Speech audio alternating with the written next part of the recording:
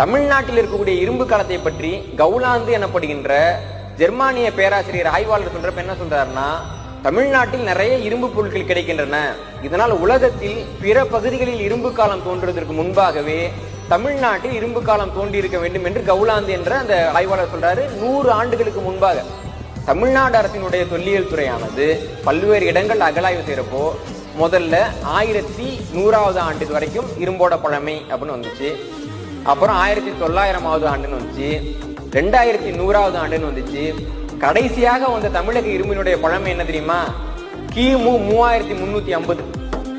ஐரோப்பிய நாடுகள்ல அலெக்சாண்டருடைய காலத்தில் நம்ம பார்த்தோம்னா இரும்பு என்பது ரொம்ப விலை உயர்ந்த உலோகம். அலெக்சாண்டர் காலத்திலே விலை உயர்ந்த உலோகம். அலெக்சாண்டர் போரஸ் என்ற மன்னனோடு போர் புரிகிறான். அந்த போரஸ் என்ற மன்னன் அப்புறம் நட்பாகிறார். அவர் அலெக்சாண்டருக்கு ஒரு பொருளை பரிசு கொடுக்கிறார். 30 பவுண்ட் எடை கொண்ட இரும்பு. ஒரு பேரரசனுக்கு அவர் கொடுத்த பரிசுங்கிறது 30 பவுண்ட் எடை கொண்ட இரும்பு என்று வரலாற்றில் எழுதுகிறார்கள். அப்ப அலெக்சாண்டருடைய காலம் வரைக்கும் இரும்பு என்பது ஐரோப்பிய நாடுகளிலே மிக விலை உயர்ந்த உலோகம். ஏன்னா இரும்பு எப்படி பிரிச்செடுக்கிறது, அதுல கார்பன் எப்படி கலக்கிறது, துருப்பிடிக்காத இரும்பை எப்படி உருவாக்குறது என்று 17வது நூற்றாண்டு வரை ஐரோப்பிய நாடுகளுக்கு தெரியாது.